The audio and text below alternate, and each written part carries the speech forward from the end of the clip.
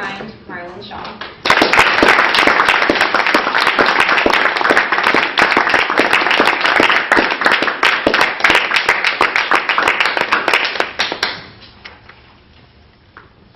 Madam Toastmaster, fellow Toastmasters, my name is Marlon Shaw.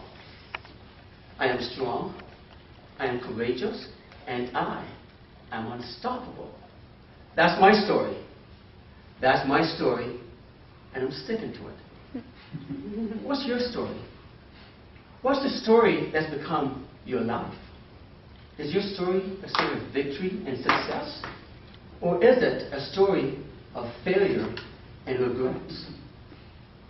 It was my mentor, Cody B, the master MC, who said, the story of your mind will become the story of your life. I want to repeat that to make sure you didn't miss it. It's important that you get the message.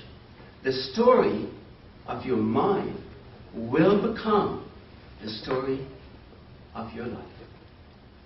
This information is not new. I'm just a messenger delivering a message that I hope will make a difference in your life. It was a great Roman emperor, Marcus Aurelius, who said, a man's life is what his thoughts makes it. And Ralph Waldo Emerson echoed those same words when he said, a man is what he thinks about all day long. And the great psychologist, William James, took it one step further when he said the greatest discovery of his generation was that human beings can alter their life by altering the attitude of mind. Wow. Think about that for a second. You can alter your life by altering your attitude. Now today we call it the law of attraction, which basically means we become what we think. Very simple. We become what we think. Yet it's that simplicity that makes it difficult for most people to comprehend. After all, who wants to believe that the negative circumstances in their life is their own responsibility due to their thinking? It's a lot easier to blame it on external circumstances. Why not blame it on the government? Why not blame it on the economy? It's much easier. But what most people don't realize is that the law of attraction, just like the law of gravity, is always working, even if you don't see it. How many of you here understand the law of gravity? Ooh, a lot of you. Excellent. The law of gravity states that a point mass will attract every other point mass in the universe with a force that is directly proportional to the product of their masses and indirectly proportional to the square of the distance between them. No, that's a mouthful. But what the heck does that mean? It means if you decide to climb a mango tree, to pick a nice, big, juicy white mango, and you miss your footing and grab onto a branch to break your fall, and if that branch is unable to sustain your body weight, guess what? Gravity is going to take over, and your mass is going to be attracted to the mass of the ground. That was my introduction to the law of gravity when I was a kid. I didn't understand it, but I discovered that when you fall from a tree, you hit the ground. Thankfully, I wasn't injured. But the law of attraction is equally powerful. It doesn't matter if you understand it.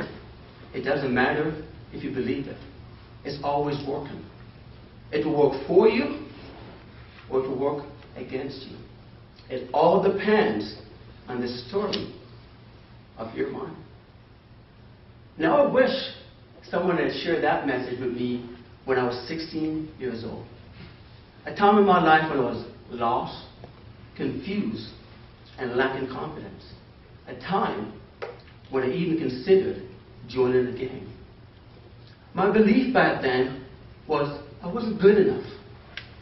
I wasn't smart enough. I wasn't athletic enough. And that belief became my reality. A reality that resulted in much despair and unhappiness. Thankfully, that all changed with one book. Never underestimate the power of a great book. That book, Success Through a Positive Mental Attitude, by Napoleon Hill and W. Clement Stone, had a very powerful message in it.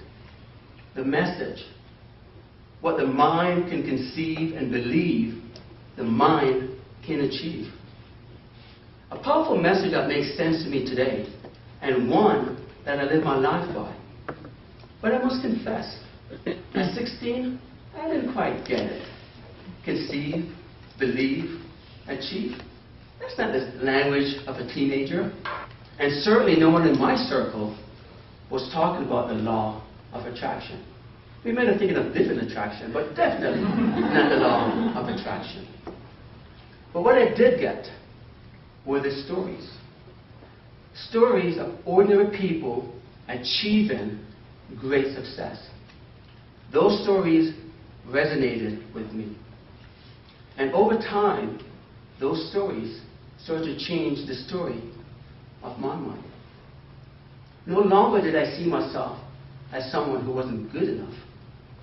I became empowered to start believing that I was capable of doing great things in my life. And it was that belief system that started me on a lifelong journey of personal development. And that journey included many great accomplishments and victories. So imagine my surprise when 30 years later, I found myself in a fog, lost, confused, lacking confidence. How can that be? What happened to the story of my mind? It was the year 2011, and I set this big, bold, audacious goal that 2011 was going to be my best year ever. Nothing wrong with having big, bold, audacious goals, right? But there was a caveat that I forgot. The bigger the dream, the bigger the challenges, the bigger the obstacles you must endure. My challenges and obstacles was greater than I anticipated. I felt that the entire universe had conspired against me. Nothing would work. I lost a golden touch. Everything I touched turned to mud. My plans, my actions, all resulted into undesirable results. My frustration turned to doubt. Let me tell you about doubt. When doubt enters the mind, it brings along his best friend, fear, to join the party. And fear and doubt was having quite the party, because they created a fog that clouded my vision, erased my story, and replaced it with false evidence appearing real. I started believing that 2011 was the worst year of my life. The more I spoke about it, the more I thought about it, the worse things got. And it became my story. That story became my life. And during that period, my life was a living hell. At least that's the way it felt. But there was a glimmer of light within that darkness. It came in the form of a message from one of my favorite motivational speakers, Les Brown. Now, I've listened to Les Brown hundreds of times.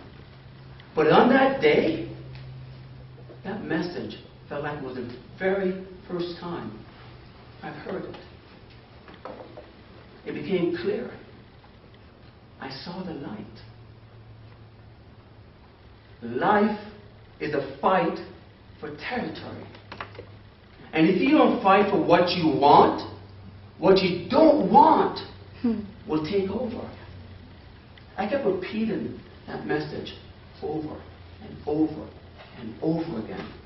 Life is a fight for territory.